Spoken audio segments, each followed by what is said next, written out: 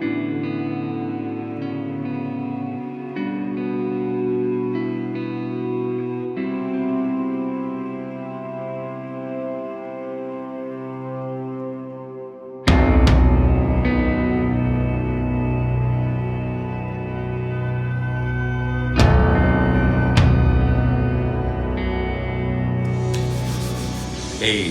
what's up everybody?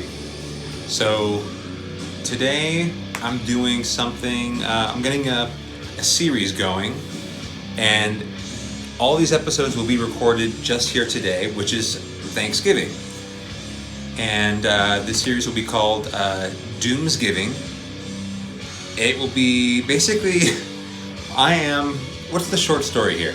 I have my home to myself. Everyone's away, and I have pulled tons of records, and today I'm just going to talk about 8 of them, and just do review. After I listen to each one, I'll price it down and do a review. And in the spirit of doom and solitude and self-loathing, succumbing to despair, self-hatred, I will be eating an entire pumpkin pie by myself. So I've got 8 albums here. I've cut up my pumpkin pie into 8 slices, 1 slice to correspond with each album. And this is, I don't want to have this entire thing where I'm like eating in front of you, but just to, you'll have to believe me. And I'll edit out all my nonsense eating while I do these reviews. But as a gesture of good faith, there I am eating my slice of pumpkin pie. I'm on slice number 3 for the day. And so just as this series gets going, I will, for each album, I will show you exactly which pumpkin pie slice I am indulging in along the way. And I think we can do this. So in the background, we are listening to Mare Infinitum, a Russian funeral doom band. And this one is entitled Alien Monolith God. 2015 on Solitude Productions, but that'll be in the background here. All the records that I'll be talking about, all the albums will be vinyl releases. So for this series, I just wanted to focus on pulling stuff off the shelf that I just haven't had a chance to listen to in a year or two, that I was kind of in the back of my head, because I didn't get a chance to talk a lot about Doom this past fall, and here we are. Before we get a chance and we move on to the next thing, which will probably be a lot of end year 2021 stuff, I wanted to spend some time just focusing on Doom, and just selfishly, as all this, I spent a good amount of my time thinking there's tons of stuff sitting on the shelf that I haven't touched in a little bit, and I would want to revisit it and talk about it. And everything that I'm showing here today, it may not be the most obscure thing in the world, or you probably have heard of it, but I haven't talked about it on my channel, or I haven't shown it before. So nonetheless, these are albums that I just was kind of aching to hear, and today proved to be the perfect opportunity to do so. First one, Hamford. It's Faroese, right? From the Faroe Islands, and I'm gonna butcher this title. Tamsins Lycum. I guess Faroese is like an old Germanic and Norse language, but this came on Metal Blade Records in 2018.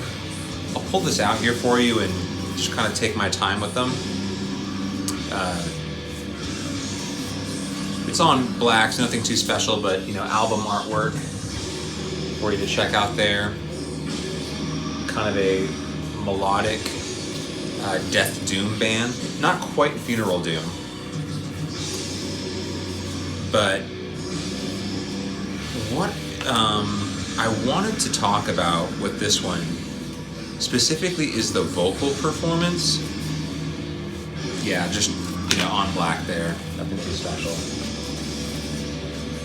So being in Faroese, I have no idea what they're saying. But the sung vocals here really stand out. And I mean, the closest sort of approximation I have with something that is this well conveyed through vocals, but is in a language that I'm completely unfamiliar with, is like, I don't know necessarily, I'm not familiar with opera, right? Like, I can't talk to you about that. But in the sense that you would like sit down to a piece of music then and listen to a vocalist and have no idea what they're saying, I assume people who can kind of get into opera who don't speak Italian or Latin have a very similar experience. And when I listen to this Hamford record, there's an interesting, they've got that death doom part to it, which is great. So it's got also a little bit of that, like, it's less of the funeral side. So I wouldn't point it towards esoteric or evoking or mournful congregation. And given the execution of the vocal performance, it would almost lead you to believe it'd be closer to something like Paradise Lost or Catatonia, My Dying Bride, where it would almost lean gothy.